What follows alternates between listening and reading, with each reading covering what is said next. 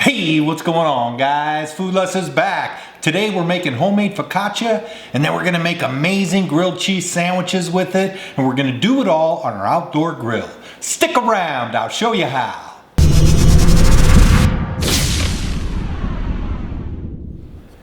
Here's our ingredients for our focaccia bread dough.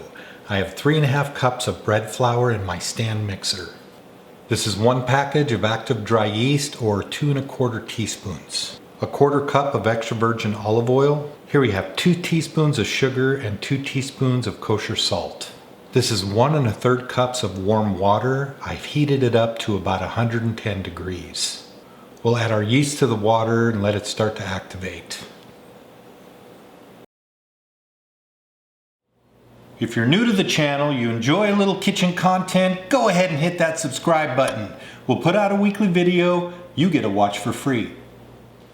We'll add our sugar and salt to our flour. We'll just give that a little mix. You can see our yeast and water starting to get a little foamy. That's what we want. Now we'll slowly add the yeast and water a little at a time. Once it starts to come into a dough shape, we'll begin to add our olive oil.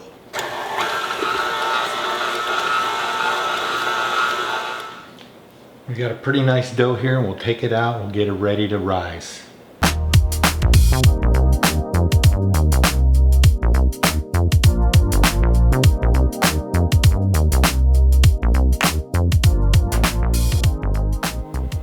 Now for our first rise. I have a little mixing bowl with just a touch of olive oil in here. I'll mix this around and spread it about.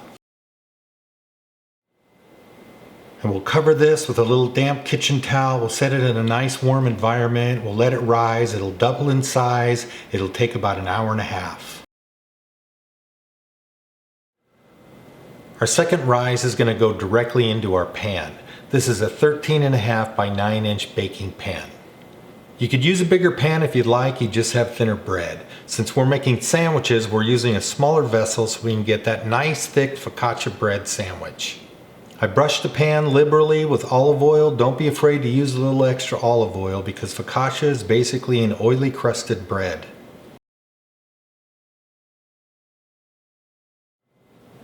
Now I'm going to shape the dough to fit the inside of the pan. I'm going to poke finger holes into the dough all the way down to the bottom of the pan. And we'll cover it, we'll let it rise again for about another hour. After our second rise, we have this nice fluffy dough, and it looks amazing. I'm going to hit the top with just another little brush of olive oil.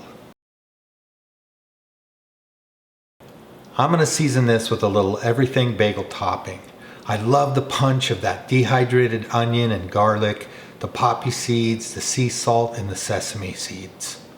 But really, you could use anything, man. A nice Asiago cheese, roasted garlic, maybe some Kalamata olives. There's no wrong answer here.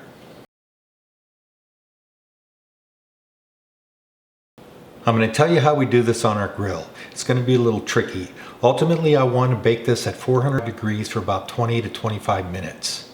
In order to get 400 on the grill, I'm going to turn the outside elements to medium and the 2 inside elements to low.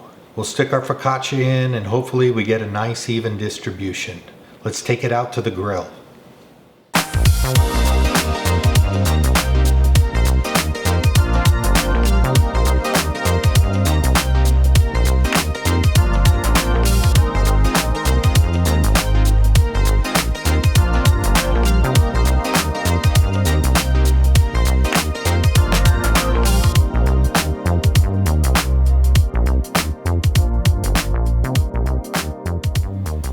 Alright, look at this gorgeous focaccia bread, and I'm going to show you how well the bottom cooked.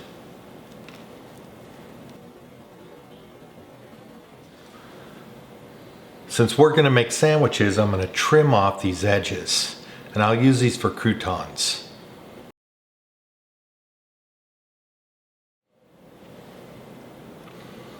We've got this gorgeous pillowy center.